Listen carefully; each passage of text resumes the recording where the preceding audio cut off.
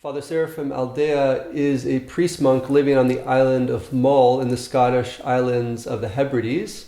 He was born and raised and educated in Romania. After his early education, he went to England to work on his doctorate at the University of Durham, where he worked on the theology of the great elder Sophrony.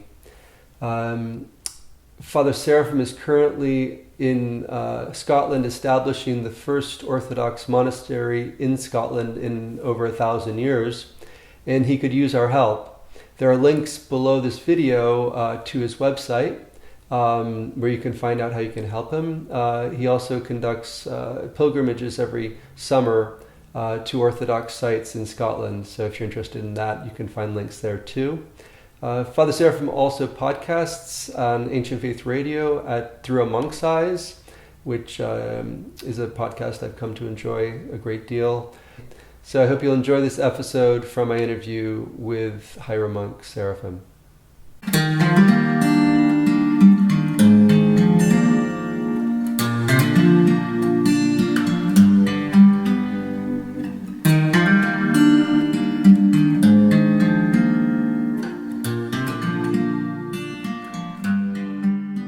Process of working for the monastery, I frequently went back to my spiritual father in confession and just screamed and complained and just kind of threw up my anxiety and everything before him.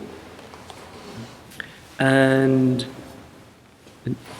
he would just look at me, and I remember him saying, well, this monastery indeed has a lot of problems and a lot of temptations, and the source of all these problems and temptations is you.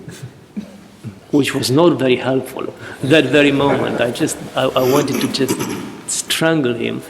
But I instantly knew that he was right, and he was telling me the truth. I just didn't want to hear it right then. If you take a step backwards, this is what I was trying to say initially about what monks are doing all day long. If you manage to take a step backwards and remove yourself really from what you are doing, things will be much easier. There's a way in which you can do, I'm aware every day I have to spend at least 1, if not more, hours working on my computer. I have emails I have to answer, I have things to post online, I have booklets to write, the podcast to record, all sorts of things, the pilgrimages to lead and administer. And if you say it like that, it doesn't sound like a lot of time, but we have 8 pilgrimages next summer. There are 10 people on each of them, that's 80 people. Each of them have their own concerns. Each of them have their questions. Each of them come with their, food allergies or, hopes and desires and stories. And you cannot ignore them because they've come to you in love and in trust. You have to respond.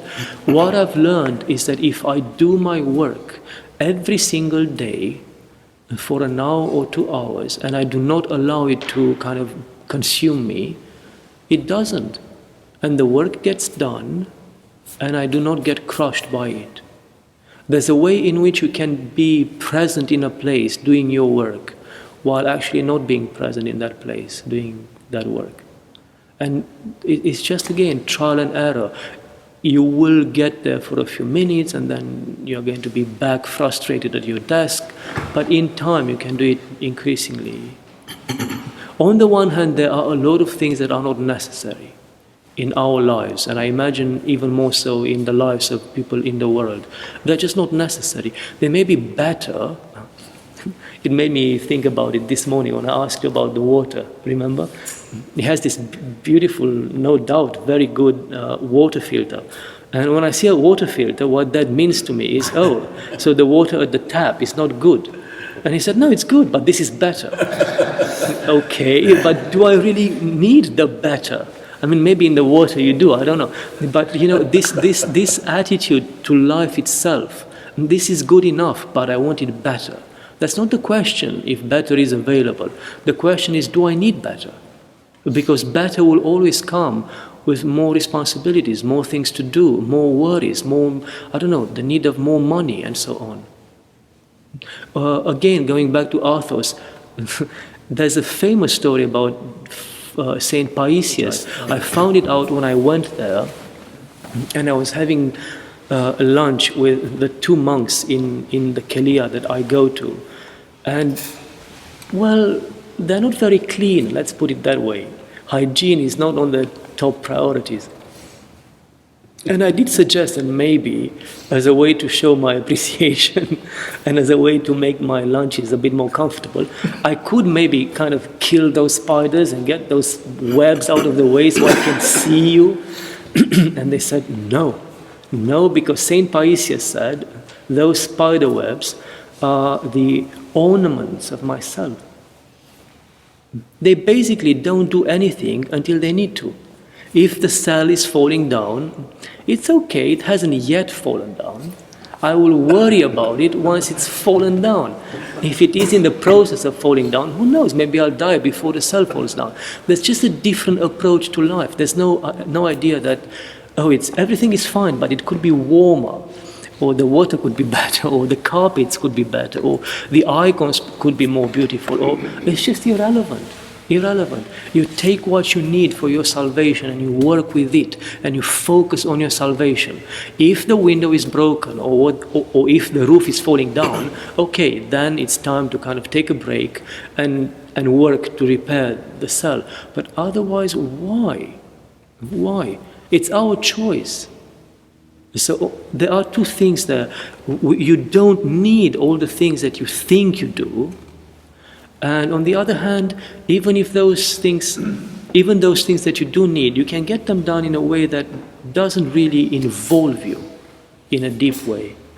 All our choices in life come with effects.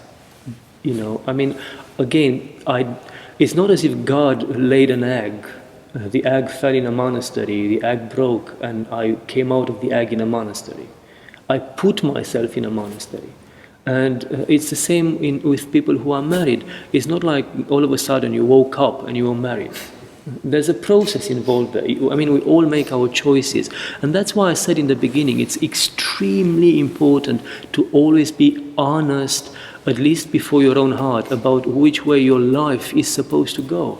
Because otherwise, if you allow the world around or your need for comfort or whatever to lead the way, you might end up not the wrong environment, because I do believe that even people who had a monastic calling but ended up being in a marriage, or people who should have been married but ended up in a monastery, I do believe God reaches out. I don't think we are ever lost really until we are face to face to Christ. So there's always hope for salvation. But if you are honest to your heart and you just follow it through, it's even better. It's even better. Hello again. Hope you enjoyed this episode from my interview with Hieromonk Seraphim Aldea. Please let me know what you thought of the video in the comment section below. And please subscribe to be notified when new episodes become available, which happens every Friday. Have a great weekend, and we'll see you next week.